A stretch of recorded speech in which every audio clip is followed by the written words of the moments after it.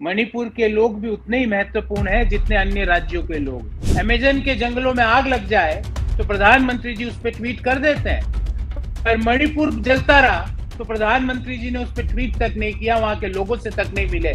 जिस समय टोस्ट कर रहे थे उस समय मणिपुर की महिलाओं के साथ जघन्य अपराध हो रहा था। जिस समय आप इजिप्ट में पिरामिड्स के आसपास घूमते हुए अपने सेल्फीज ले रहे थे उस समय मणिपुर के कैबिनेट मंत्री का घर जलाया गया। 90 दिन तक मणिपुर जलता रहा। प्रधानमंत्री जी ने मणिपुर पर बोला 30 सेकेंड। मध्य प्रदेश में जिस तरह के जघन्य अपराध होते हैं उसकी बात क्यों नहीं करते? गुजरात में जिस तरह के जघन्य अपराध होते हैं उसकी बात क्यों नहीं करते? उत्तराखंड में जिस तरह का महिला के साथ, और क्या हम अंकिता भंडारी को भूल गए क्या संजय जी? कि बंगाल हो या यूपी हो, बिहार हो या महाराष्ट्र हो, राजस्थान हो या मध्य प्रदेश हो, कि महिला के साथ किसी भी तरह का दुर्व्यवहार होता है तो देश की आत्मा को चोट लगती है। प्रधानमंत्री जी ये बात कह सकते हैं क्या? योगी जी उनको माफ कर देंगे ये सुन के? मैं एक बहुत ही छोटे से टाउन से पढ़ के वहां तक पहुंचा। ये सिर्फ और सिर्फ भगवान का आशीर्वाद और उसके बाद मेरे माता पिता का आशीर्वाद था। डिबेट पे मैं किसी को हराने या नीचे दिखाने या बदतमीजी करने या पानी फेंकने या गाली बोलने के लिए नहीं जाता हूँ। बड़ा नेता किसको माने, राहुल गांधी को या खड़गे जी को? नमस्कार, मैं हूं संजय शर्मा। आप देख रहे हैं 4 PM न्यूज नेटवर्क। कांग्रेस के एक नेता हैं गौरव वल्लभ। आपने उनकी और संबित पात्रा की बहुत मजेदार झड़प देखी होंगी। वो 5 ट्रिलियन इकोनॉमी में कितने जीरो होते हैं बताइए, वो सब देखा होगा। मेरा बड़ा मन था कि उनसे बातचीत करूं। गौरव वल्लभ बड़े फायर ब्रांड नेता है, प्रोफेसर हैं, तो जानकारी बहुत रहती है। तो मैंने उनसे बातचीत की। मैं वो उसके अंश आपको दिखाऊंगा। उससे पहले 2-3-4 मिनट की देश की बातें। विपक्ष के लोग, सांसद लोग मणिपुर गए। मणिपुर में उन्होंने संवाद किया, लोगों के दुख दर्द देखे, और आज भी प्रधानमंत्री ने मणिपुर पर कुछ नहीं बोला। ये मेरे लिए बड़ा हैरान करने वाला बात है कि देश का एक राज्य इतनी बुरी तरह जल रहा है। वहां पे सैकड़ों लोग मारे जा चुके हैं। जो महिलाओं का वस्त्र उतार के जो नग्नता वाला वीडियो था वो हम सब ने देखा। प्रधानमंत्री को दलगत राजनीति से ऊपर उठ के सोचना चाहिए कि ये मणिपुर वो राज्य है जहां चुनाव से पहले वो लगातार जाते थे और कहते थे कि भाई देश में कोई प्रधानमंत्री इतना नहीं आया जितना मैं यहां पर आया। तो जब इतना कहते थे वो, तो अब ऐसी क्या मजबूरी हो गई कि वो मणिपुर का मां भी नहीं बोल पा रहे? जाना चाहिए प्रधानमंत्री को। अमित शाह जी गए, प्रधानमंत्री को एक बार जाना चाहिए। दूसरा, नहीं गए तो आप ट्वीट करिए। राष्ट्र के नाम संदेश देते रहते हैं, मणिपुर के नाम भी संदेश दे दीजिए। भाई और बहनों, ये आपका देश है, आप शांति से रहिए। पॉलिटिकल आप रैलियां कर रहे हैं, दुनिया का दौरा कर रहे हैं, अमेरिका, फ्रांस और दुबई कहाँ का घूम रहे हैं, लेकिन मणिपुर पर नहीं बोल रहे। राजनीति चरम पर है, कई बड़ी बड़ी घटना हो रही हैं। केसीआर साहब अपनी पार्टी का राष्ट्रीय विस्तार करना चाहते हैं। पहले उन्होंने अखिलेश यादव को बुला के समझाने की कोशिश करी कि तुम कोई फायदा नहीं है, इंडिया का हिस्सा मत बनिए, कांग्रेस में जान नहीं है, क्योंकि कांग्रेस और केसीआर में लड़ाई रहती है, आमने सामने है। लेकिन अखिलेश यादव बिना कांग्रेस के सर्वाइव नहीं कर सकते उत्तर प्रदेश में। ये वो भी जानते हो, कांग्रेस भी जानती है, कांग्रेस भी बिना अखिलेश यादव के सर्वाइव नहीं कर सकती। तो जब केसीआर साहब को लगा कि अखिलेश हिस्सा बनेंगे तो उन्होंने भीम आर्मी के चीफ चंद्रशेखर को बुलाया और चंद्रशेखर वहां गए और चंद्रशेखर से कहा कि भाई तुम उत्तर भारत में तैयारी करो, दलितों के बीच में संदेशा दो, और शायद चंद्रशेखर को तेलंगाना सरकार सुरक्षा देगी। ये भी मजे की बात है, उत्तर प्रदेश सरकार उनको बंद करती है, जेल भेज देती है, उन पर गोली चलती है, सुरक्षा उनको शायद तेलंगाना सरकार देगी, ये सुनने में आया है। सोमवार को दिल्ली के मामलों में अध्यादेश पेश होगा, उसकी गोलबंदी जारी है। संजय सिंह सोमवार को फिर धरना देंगे संसद परिसर में। राजनीति चरम पर है, शिखर पर है। तो ये सब घटनाक्रम हो रहे हैं लगातार, एक के बाद एक बात हो रही है। तो मैं आपको सीधे ले चलता हूं, मैं बाकी बातों छोड़ के गौरव वल्लभ जी से आज मैं आपको बात सुनवाता हूं। मजा आएगा उस इंटरव्यू का, पूरा इंटरव्यू सुनिएगा।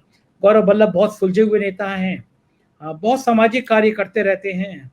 तो आप उनकी मजेदार बातें सुनिए, तो पूरा इंटरव्यू सुनिएगा, फिर मुझे कमेंट करके बताइएगा जरूर कैसा लगा ये आपका इंटरव्यू? चलिए गौरव बल्लभ के पास चलते हैं। स्वागत है गौरव जी 4 PM में। और बहुत दिनों से हमारी तमन्ना थी कि हम आपसे संवाद करें, और हमारे दर्शक भी कहते थे कि कांग्रेस के नमस्कार उन संजय जी। नेताओं को, कांग्रेस के हमारे साथ बहुत बड़े दर्शक कहते थे कि कांग्रेस के उस नेता को बुलाओ जिन्होंने वो 000 वाला संबित पात्रा को सिखाया।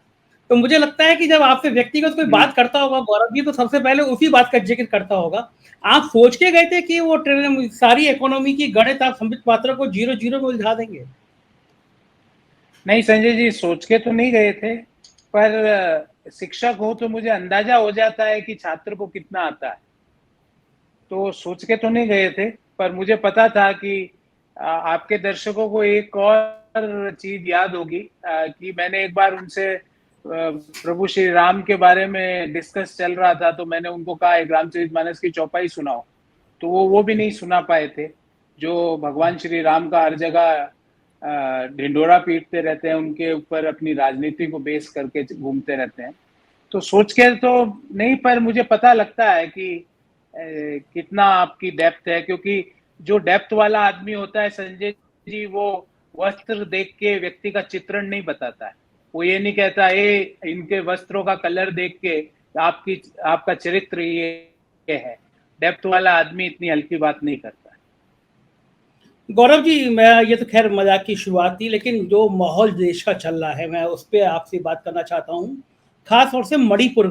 और मैं पार्टी की लाइन से अलग हटके पूछना चाहता हूँ कि आप, ये कैसे हो सकता है कि देश के एक राज्य में इतनी हिंसा फैल रही है और नेतृत्व तो हमारा वहां पे नहीं जा रहा? मैं उसके पीछे लॉजिक समझना चाहता हूँ कि ये कौन सी साइकोलॉजी है या ये कौन सा राजनीति का तरीका है, क्यों नहीं जा रहे होंगे प्राइम मिनिस्टर? इसके पीछे रीजन क्या है, ये मुझे समझ में नहीं आता।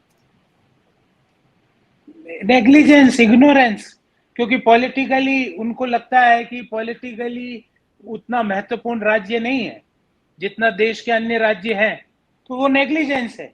पर मैं आपको एक चीज बताऊं, हिंदुस्तान के लोगों के लिए, देश के हर व्यक्ति के लिए मणिपुर के लोग भी उतने ही महत्वपूर्ण हैं जितने अन्य राज्यों के लोग। तो ये मियर नेग्लिजेंस है। आप 90 दिन तक देश के विदेश राज्य मंत्री का घर जला दिया गया मणिपुर में। छोटे आदमी नहीं होते देश के विदेश राज्य मंत्री, मोदी जी के कलीग, उनका घर जल गया मणिपुर के अंदर। मणिपुर के कैबिनेट मंत्रियों के घर जल गए।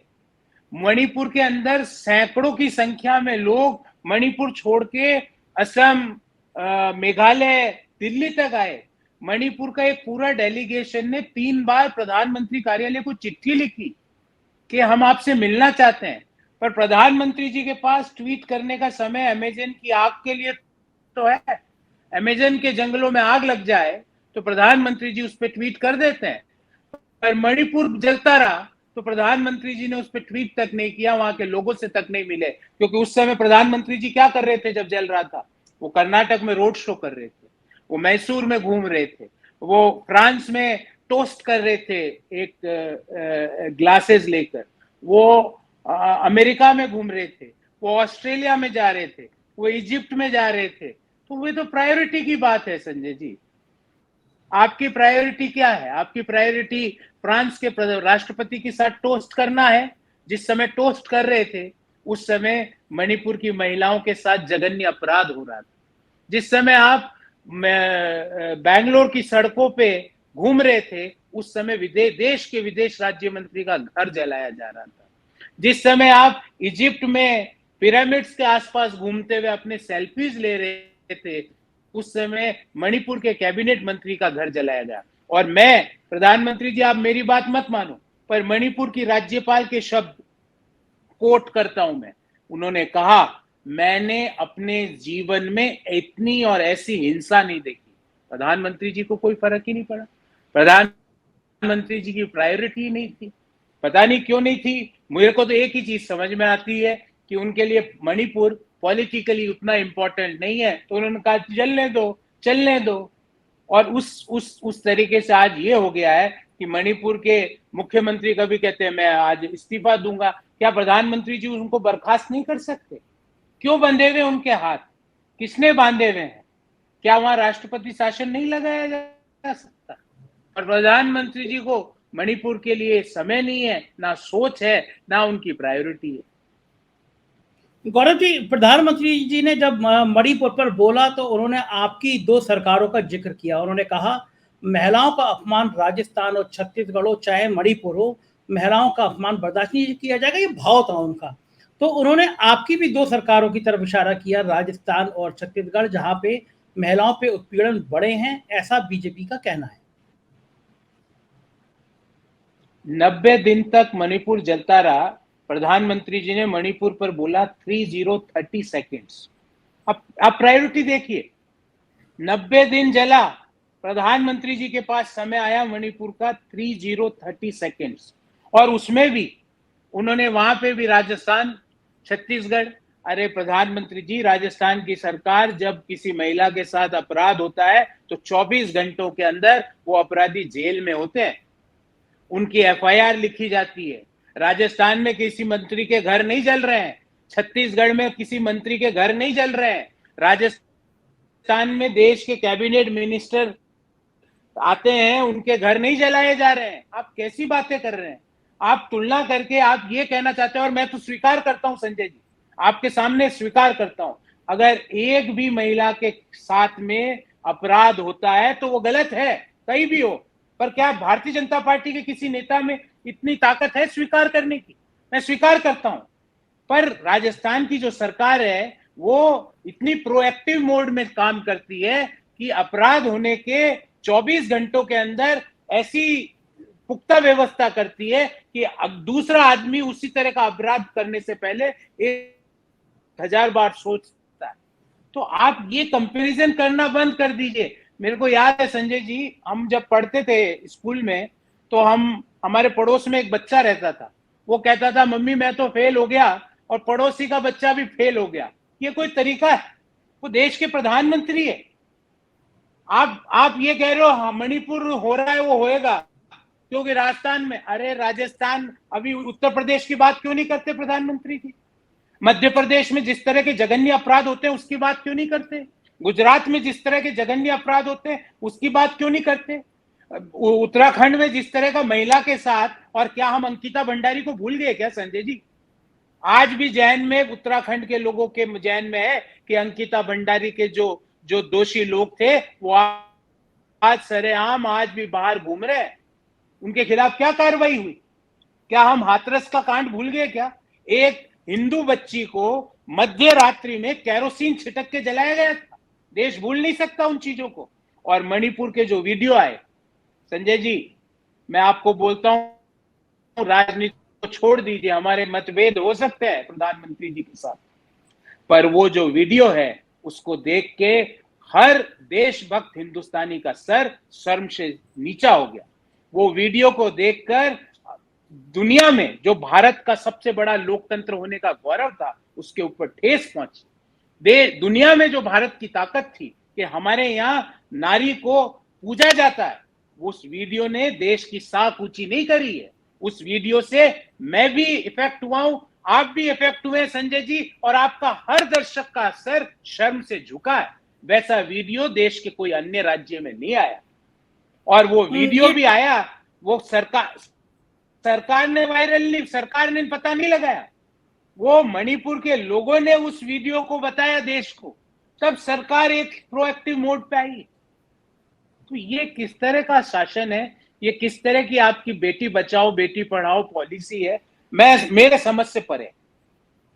गौरव जी, एक इसी वीडियो के संबंध में उन्होंने बंगाल का एक वीडियो जारी किया जिसमें एक महिला के वस्त्र उतारे गए पंचायत चुनाव में, और उनका कहना है कि बंगाल पे कांग्रेस खामोश हो जाती है क्योंकि आपके वो इंडिया का हिस्सा हो गई है बंगाल की मुख्यमंत्री, तो आप बंगाल की हिंसा पे आप लोग नहीं बोलते हैं।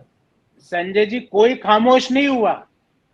मैंने तो आपके शो में स्वीकार किया कि बंगाल हो या यूपी हो, बिहार हो या महाराष्ट्र हो, राजस्थान हो या मध्य प्रदेश हो, किसी महिला के साथ किसी भी तरह का दुर्व्यवहार होता है तो देश की आत्मा को चोट लगती है। प्रधानमंत्री जी ये बात कह सकते हैं क्या? योगी जी उनको माफ कर देंगे ये सुन के कि कैसे आपने उत्तर प्रदेश का नाम ले लिया? क्या योगी जी स्वीकार कर लेंगे? प्रधानमंत्री जी कह सकते हैं संसद में खड़े होकर ये बात? देश के गृह मंत्री जी कह सकते हैं ये बात? मैंने तो आपके शो में बोला। तो आप ये इस तरह की कक्षा 6 का जो आपका माइंडसेट है ना कि मेरे कम अंक आए पर और लोगों के भी देखो, अरे मैं आपके देख रहा हूं प्रधानमंत्री जी। और मणिपुर में जो दुर्व्यवहार हुआ देश की बेटी के साथ, वैसा दुर्व्यवहार मैंने अपने 45 साल के जीवन में देश की किसी महिला के साथ किसी प्रांत में नहीं देखा। और आपने बंगाल का प्रश्न किया, उत्तर दे देता हूं। हालांकि बंगाल के टीएमसी के प्रवक्ता और टीएमसी के नेता इस पे विस्तार से बात करेंगे, पर तृणमूल कांग्रेस जो महिला के साथ दुष्कर्म हुआ उसके साथ खड़ी थी, उसके दुष्कर्म करने वालों के साथ नहीं खड़ी थी। तो प्रधानमंत्री जी आप इस तरह के उदाहरण मत दीजिए, मणिपुर पे आइए, संसद में आके बात कीजिए। संसद से इतना डरते क्यों है? मतलब ये मैं आपको लगेगा संजय जी मैं अपने बचपन की बातें क्यों याद रखता हूं, पर मेरे सबसे सुखद मेमोरीज वही है। एक और हमारे पड़ोस में एक बच्चा था, वो स्कूल जाने से पहले इतना रोता, उसके मम्मी पापा धक्का देके उसको स्कूल भेजते। प्रधानमंत्री जी को वैसा ही डर लगता है संसद से, उनको पता नहीं क्या भय। प्रधानमंत्री जी अब तो राहुल गांधी जी भी नहीं, जाइए ना, बोल दिए तो सही, देश के लोग आपको सुनना चाहते हैं। पहले समझ में आता है कि साहब राहुल जी के सामने प्रधानमंत्री जी को भय लगता था, राहुल जी खड़े होकर पूछ लेते बताओ 20,000 करोड़ अडानी के जो आए शेल कंपनियों के, उसका मालिक कौन है। अब तो चले जाइए प्रधानमंत्री जी, जाके देश की सर्वोच्च पंचायत में जाके अपना वक्तव्य दीजिए, डरिए मत। अगर आपसे कोई गलती हुई है तो वो वहां जाके उस गुनाह को कबूल कीजिए, उस गलती को कबूल कीजिए और आगे को रेक्टिफाई कीजिए। गौरव जी, आप लोग बार बार अडानी का नाम लेते हैं। राजस्थान और छत्तीसगढ़ में तो आपकी सरकार है, वहां अडानी के हजारों करोड़ लगे हुए हैं और राजस्थान के मुख्यमंत्री भी अडानी को संजय बड़े जी सम्मान आपके शो में ये भी आज इसका भी पूरा निस्तारण कर देता हूं। अडानी की जांच कीजिए प्रधानमंत्री जी, चुनौती देता हूं। राजस्थान में जो अडानी के ठेके हैं उनकी भी जांच कीजिए, मैं बोल रहा हूं। आप क्यों घबरा रहे हैं? प्रधानमंत्री जी बोल के बता दीजिए। छत्तीसगढ़ में कुछ गलत हुआ है तो उसकी भी जांच कीजिए, जेपीसी का गठन कीजिए, उस जेपीसी को कहिए कि छत्तीसगढ़ की भी जांच कर ले, राजस्थान की भी कर ले और 20,000 करोड़ के शेल कंपनी के मालिक की भी कर ले। और ये भी देश के लोगों को, और विशेषकर संजय जी, मैंने आग्रह किया था प्रधानमंत्री जी को एक बार कि एक बार मन की बात में गेस्ट फैकल्टी अडानी को लाइए, ताकि देश के युवाओं को पता लगे कि ये 4 साल के अंदर, 3 साल के अंदर 500वें नंबर से दुनिया का सबसे तीसरे नंबर का अमीर आदमी कैसे बना जाए।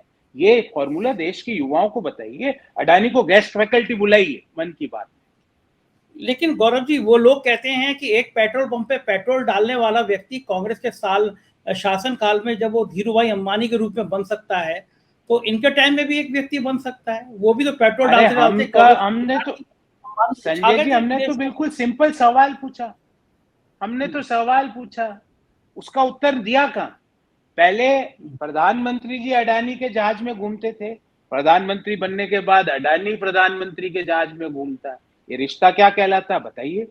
हमने तो ये पूछा 20,000 करोड़ किसके है, बता दीजिए उस आदमी का नाम। क्यों जांच नहीं करवाना चाहती? और जेपीसी का गठन, संजय जी आप तो वरिष्ठ पत्रकार हैं, जेपीसी में 70-80% तो बीजेपी के सांसद होंगे ना, कांग्रेस के तो नहीं होंगे ना 80%। डरते क्यों है? प्रधानमंत्री जी को अपने सांसदों पे भी भरोसा नहीं, उनको पता है ये सच बता देंगे बाहर। नहीं, उनके तो सांसद अपने वो इतना क्यों। लेकिन गौरव जी, डर ये है कि कोई सांसद आपकी तरह खुराफाती हुआ ना तो वो वैसे वैसे सवाल पूछ लेगा जो असहज कर देंगे। तो प्रधानमंत्री भी जानते हैं कि गौरव जी जैसा कोई आदमी सांसद आया तो अटका देगा मामला, इसलिए नहीं होता होगा। लेकिन वो राजस्थान की लाल डायरी आजकल लहरा रही है कि लाल डायरी में जो भ्रष्टाचार के दस्तावेज हैं वो आजकल पार्लियामेंट में लहरा रहे हैं। राजस्थान की सरकार के जो काले कारनामे हैं, लाल डायरी वाली जो है, उस पर कांग्रेस का बैकफुट पे है। कोई बैकफुट पे नहीं है। मुख्यमंत्री जी ने कितना बढ़िया जवाब दिया कि लाल डायरी वालों से, लाल सिलेंडर और लाल टमाटर और लाल आंख दिखाने वाले लोगों से सवाल ये पूछा जा रहा है कि वो लाल टमाटर की भी बात कर ले और लाल सिलेंडर की भी बात कर ले। और संजय जी मैं चुनौती दे रहा हूं आपको, आपके शो पे वापस, लाल डायरी के जो मुखिया है जिनके पास है, क्यों वो डायरी लेके घूम रहे हैं? सीबीआई ईडी को दे दे, ऐसा उसमें कुछ उनके पास दस्तावेज है। ये तो वही बात हो गई, मेरी जेब है ना, इसके अंदर सारे दस्तावेज है, इसके अंदर है, इसके अंदर है। आप बोले कहाँ है, बोले इस जेब में है, बोले कहाँ है, इस जेब में है। इस तरह की बातें, भ्रामक बातों से कुछ नहीं रखा हुआ है। मैं कह रहा हूं आप ईडी को दो, सीबीआई को दो, पुलिस को दो, इनकम टैक्स को दो, एसएफआईओ को दो, डीआरआई को दो, जिसको देना दो, प्रधानमंत्री कार्यालय को दो, पर देश को लाल डायरी से ज्यादा लाल सिलेंडर की चिंता है। और प्रधानमंत्री जी की जो खीज है, जो फ्रस्ट्रेशन है, वो ये है कि 1150 का सिलेंडर मैंने तो कर दिया, पर राजस्थान के लोगों को 500 में क्यों मिल रहा है। ये उनको गुस्सा है इस बात का। क्यों लाल टमाटर लोग पाव भर लेके खा रहे हैं आज भी, क्यों 100 ग्राम आज भी टमाटर मिल रहा है और लोग खा रहे हैं, इसका फ्रस्ट्रेशन है। गौरव जी, मैं आज थोड़ा आपके बारे में स्टडी कर रहा था, मुझे आपसे बात करनी थी। आपके पिताजी गहलोत साहब के बहुत अच्छे मित्र हैं, शायद वो एनएसयूआई के फाउंडेशन मेंबर भी रहे हैं, तो आप उस पृष्ठभूमि से आते हैं, तो गहलोत साहब के बारे में आप और बता सकते हैं? कुछ था उस डायरी में, नहीं था? राजस्थान के मुख्यमंत्री जी के प्रति मोदी जी को लगता है कि ये किस तरह से एक मॉडल स्टेट बन गया। मैं आपसे पूछता हूं, देश को ओपीएस की राह किसने दिखाई? आज ओल्ड पेंशन स्कीम की तेलंगाना से लेके जम्मू कश्मीर तक चर्चा हो रही है। Who is the father of OPS? Ashok Gehlot. आपको एक्सेप्ट करना पड़ेगा। देश को अर्बन नरेगा की स्कीम किसने दिखाई? अशोक गहलोत। देश को 25 लाख रुपए का हेल्थ इंश्योरेंस की स्कीम किसने दिखाई? मैं प्राइवेट सेक्टर में नौकरी कर रहा हूं संजय जी, मेरी कंपनी मेरे ऊपर 25 लाख का बीमा नहीं लेती, मेडिकल इंश्योरेंस, जो राजस्थान के लोगों के पास है। तो father of OPS, father of urban NREGA, father of 500 rupees cylinder, ये स्कीमें छोटी स्कीमें नहीं है, इनसे बड़ी वेलफेयर स्कीम्स और सारे राज्य आज कॉपी कर रहे हैं। आज तेलंगाना का राज्य भी ओपीएस की चर्चा कर रहा है, दिल्ली और पंजाब में भी ओपीएस की चर्चा हो रही है, ओल्ड पेंशन स्कीम की हर जगह बात हो रही है। देश के हर जगह पर जिस तरह नरेगा में ग्रामीण अर्थव्यवस्था को संबल मिला, अर्बन नरेगा की भी जरूरत है। तो जिस तरह की वेलफेयर स्कीम्स जो वो लेके आए, उससे आज ये माहौल है कि भारतीय जनता पार्टी कोशिश कर रही है कि कैसे भी करके येन केन प्रकारेण राजस्थान को डिस्टर्ब किया जाए। पर राजस्थान के लोग बड़े होशियार और समझदार और सारी जानकारी रखने वाले लोग होते हैं, उनको सबका सब पता होता है। तो राजस्थान की जो सरकार है वो वेलफेयर मॉडल की सरकार है, वो राइट्स देने की सरकार है। आपको एक छोटा सा एक उदाहरण देता हूं, देश में कहीं पे भी एनालिटिक्स का इंस्टीट्यूट नहीं है सिवाय राजस्थान सरकार की। ये एक रोचक जानकारी है। आज पूरा दुनिया में एनालिटिक्स की जरूरत है। जयपुर में Rajiv Gandhi institute of analytics की स्थापना की गई। ये एक फॉरवर्ड लुकिंग विजन है कि एनालिटिक्स की जरूरत पड़ेगी, डाटा साइंसेस की जरूरत पड़ेगी, साइबर सिक्योरिटी की जरूरत पड़ेगी, तो राज्य सरकार ने एनालिटिक्स का इंस्टीट्यूट खोला जहां पे छात्रों को एनालिटिक्स की ट्रेनिंग दी जा रही। जो बातें आईआईटीज में होनी चाहिए थी वो राज्य सरकार ने कर के दिखा दी। तो 500 रुपए का सिलेंडर का मॉडल, क्या ये एक महिलाओं को सशक्त बनाने का मॉडल नहीं है? 500 रुपए में सिलेंडर मीन्स आपकी डिस्पोजेबल इनकम बढ़ा दी, इमीडिएटली आपकी डिस्पोजेबल इनकम बढ़ गई। ओपीएस मतलब ओपीएस से बढ़िया, आप उत्तर प्रदेश से मेरे से बात कर रहे हैं, आप जाके पूछिए राज्य कर्मचारियों को कि ओपीएस से कितनी ताकत मिलती है राज्य कर्मचारियों को। तो सहमत हूं, लेकिन इतनी तारीफों के बावजूद भी गौरव जी, कल सीएनडीएस का सर्वे आया है, चैनलों पे चल रहा था कि वहां पे तो बीजेपी की सरकार बना रहे हैं, चैनलों पे दिखाई दे रहा था कि सर्वे में कि बीजेपी की सरकार। ये जो सर्वे है संजय जी, मैं किसी पे टिप्पणी नहीं करना चाहता, सब लोग अपना अपना सर्वे दिखाते हैं, पर ऐसे ही सर्वे कर्नाटक में भी आए थे। क्या हुआ? 140 सीटें कांग्रेस ने जीती ना। तो सर्वे से हम भयभीत नहीं होते। और संजय जी, आपको और मुझे दोनों को पता है कि सर्वेस कैसे होते हैं। मैं इससे ज्यादा कुछ नहीं बोलना चाहूंगा क्योंकि सर्वे वाले नाराज हो जाएंगे आगे की बात सुन के। पर मैं स्टैटिस्टिक्स का छात्र रहा हूं। स्टैटिस्टिक्स में जो चाहे वो प्रूव किया जा सकता है, ये स्टैटिस्टिक्स की खूबसूरती है। पर अभी मैं सर्वे पे बात नहीं कर रहा हूं। पर मैंने आपको जन कल्याण योजनाएं बताई। क्या वो जन कल्याण योजनाएं आज अपना जो जो जो समाज का जो अंतिम पादान पे खड़ा हुआ व्यक्ति है, या जो बॉटम ऑफ पिरामिड पर खड़ा है, क्या उसकी डिस्पोजेबल इनकम बढ़ रही है कि नहीं? नहीं नहीं, महंगाई रात, ये संजय ठीक है जी, गौरव। महंगाई रात केंद्र एक ऐसा कंसेप्ट है। मैं ये कहूंगा, एमआरसी एक ऐसा कंसेप्ट है, महंगाई राहत कैंप। पूरे देश को उसकी कॉपी करनी चाहिए। और मैं तो सारे मुख्यमंत्रियों को कहूंगा, यहाँ का मॉडल का अध्ययन करें। और प्रधानमंत्री जी और गृह मंत्री जी, जब भी आप जयपुर आए तो गहलोत साहब से ट्यूशन लीजिए कि किस तरह गवर्नेंस के मॉडल बढ़ाए जाते हैं। लोग तो कहते हैं कि मोदी जी और गहलोत साहब में बड़ी अच्छी दोस्ती है, ट्वीटिंग बहुत अच्छी अब है। ये मैं तो साहब वसुंधरा कार्यकर्ता राजे हूँ में और गहलोत, वसुंधरा राजे और गहलोत में बड़ी अच्छी दोस्ती है। इसके बारे में गहलोत साहब ने खुद ने अपनी टिप्पणी कर दी कई चैनल्स पे। मैं क्या बोलूं? उन्होंने कहा मैं तो जीवन में एक बार वसुंधरा जी से मिला। तो ये सब कहने की बातों पे मैं क्या इस पे टिप्पणी करूं जब मुख्यमंत्री जी खुद ने बोल दिया। गौरव जी, लोग कहते हैं कि अगर सचिन पायलट की और मुख्यमंत्री के मतभेद नहीं होते तो कांग्रेस को इतनी परेशानी नहीं होती राजस्थान में। जो हमारे शीर्ष नेताओं से लेके नीचे के मेरे जैसे छोटे कार्यकर्ता ने भी बार बार बोला है कि दोनों एसेट्स हैं, पार्टी के एसेट्स हैं। दोनों मिलकर राजस्थान में इस बार बम्पर मेजोरिटी की, पहले से ज्यादा मेजोरिटी की सरकार 2023 में बनाने जा रहे हैं। प्रधानमंत्री कह रहे हैं कि डर गए हैं आप उनके चेहरे से, तभी आप ढूंढ ढूंढ के ऐसे लोगों को ला रहे हैं जो खुद करप्शन में फंसे हुए हैं और फिर इंडिया बना ले रहे हैं ऐसे करप्ट लोगों का। संजय जी, एक रामायण में एक चौपाई है कि जिसकी जैसी नियत होती है प्रभु की मूरत उसको वैसी ही दिखती है। तो मुझे तो इंडिया नाम से टीम इंडिया दिखती है। अगर मैं इंडिया सुनता हूं तो मुझे टीम इंडिया मैच खेलती हुई दिखती है।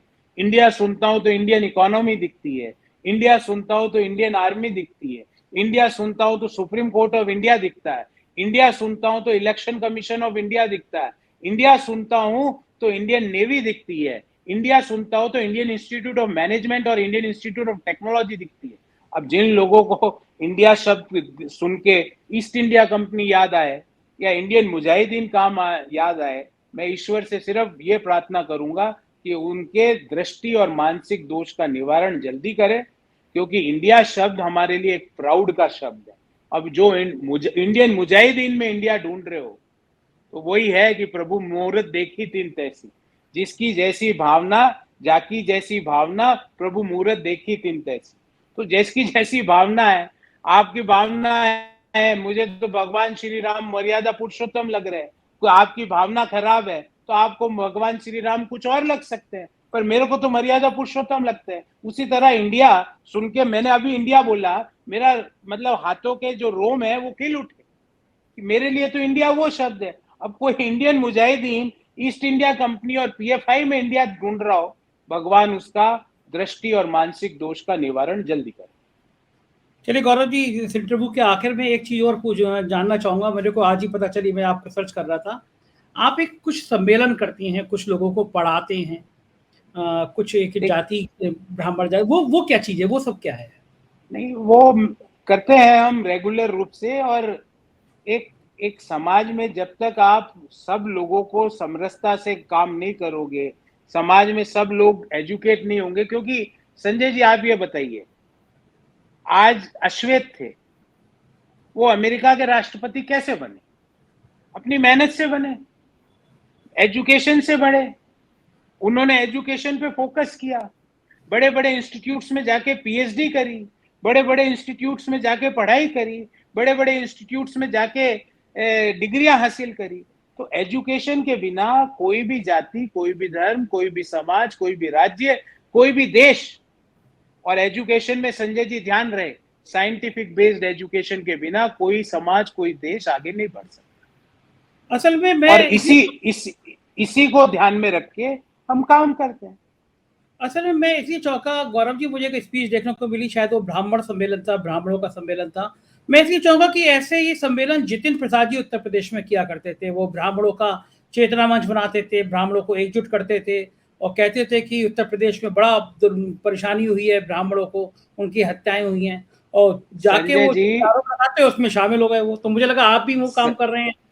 नहीं संजय जी, मैं तो सिर्फ और सिर्फ कोई भी समाज हो उस पे अंदर शिक्षा की जागृति के लिए शिक्षक हूँ। मेरे माता पिता दोनों शिक्षक और मुझे इस बात का गर्व है। तो जहाँ भी शिक्षा से समाज की उन्नति हो पाए, शिक्षा से समाज आगे कैसे बढ़ पाए, इसके गौरव जहाँ जी भी निजी जरूरत पड़ती है मैं आप। गौरव जी निजी सवाल, आपकी पत्नी भी शिक्षक है ना? जी तो आपने कहा आप शिक्षक हैं, माता पिता शिक्षक हैं, आप भी अपनी पत्नी का ध्यान नहीं रखते हैं, मतलब आप भी कहते नहीं नहीं। नहीं नहीं संजय जी, कुछ मेरे प्रिंसिपल्स है पब्लिक लाइफ के।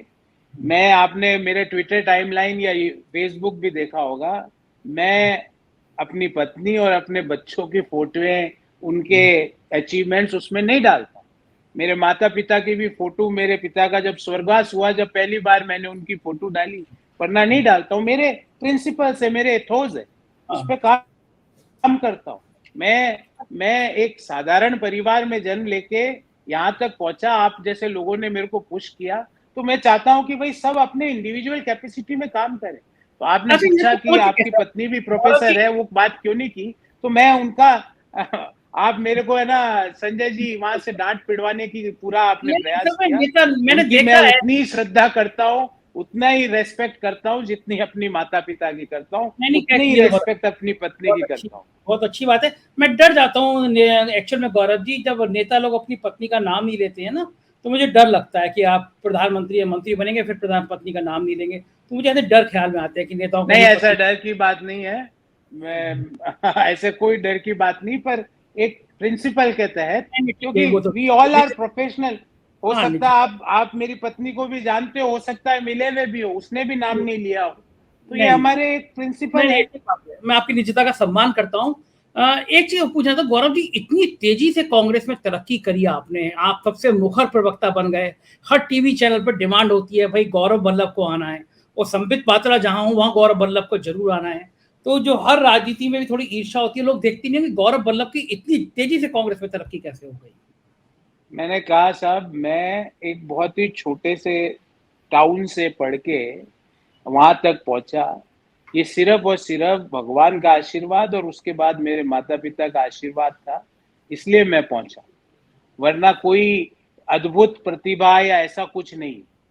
हाँ, ये जरूर है, मैं अपना काम पूरी निष्ठा से करता हूँ, पूरी तैयारी से करता हूँ। संजय जी, आपको एक एक फॉर्मूला बताता हूँ जो मैंने कई जगह कोट किया, पर आपके दर्शकों को बताता हूँ कि मैंने आज तक कोई भी ऐसी डिबेट नहीं करी जहाँ पे जो डिबेट का जो टाइम है, जैसे आपने आधा घंटा डिबेट करवानी, तो मैं उससे 6 गुना टाइम की अगर मेरी तैयारी नहीं होती है तो मैं डिबेट नहीं करता हूँ। 6:1 का मेरा फॉर्मूला। कई बार हुआ संजय जी, आपका जो चैनल देख रहे होंगे, कई ऐसे लोग होंगे जिन्होंने मुझे डिबेट पे बुलाया, अगर मेरी तैयारी नहीं होती तो मैं डिबेट पे नहीं जाता। और दूसरी चीज, मैं सारे लोगों को कहता हूं कि डिबेट पे मैं किसी को हराने या नीचे दिखाने या बदतमीजी करने या पानी फेंकने या गाली बोलने के लिए नहीं जाता हूं। ये अपनी पार्टी का पक्ष रखता हूं, और ज्यादा तेज बोलने से ज्यादा अच्छा पक्ष नहीं रखा जा सकता।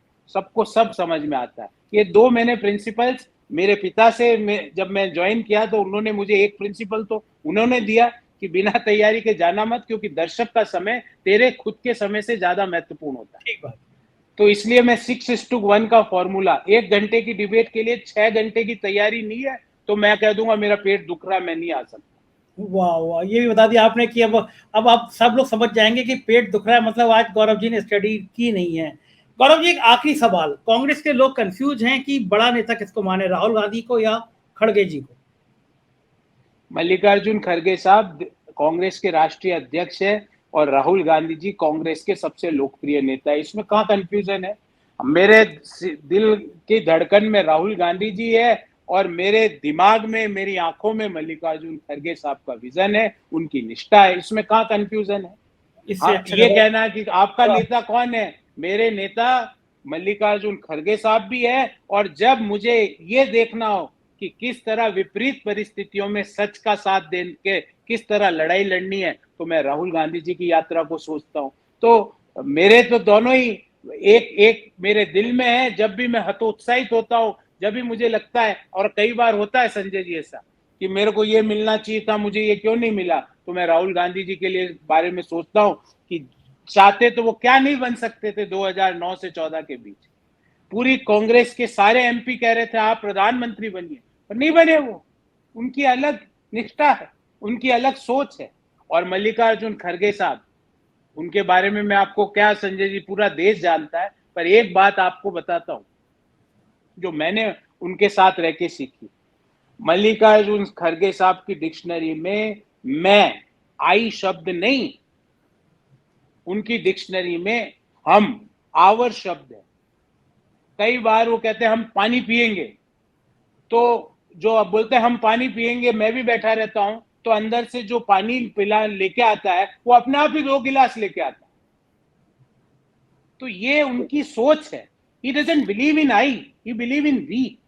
तो मुझे गर्व है कि मेरे पार्टी का अध्यक्ष ऐसा व्यक्ति है जिसने क्या नहीं देखा। उनकी जीवनी, उनके बचपन के बारे में एक पुस्तक लिखी जाए, जिस व्यक्ति ने अपना पूरा परिवार को अपनी आंखों के सामने जलते हुए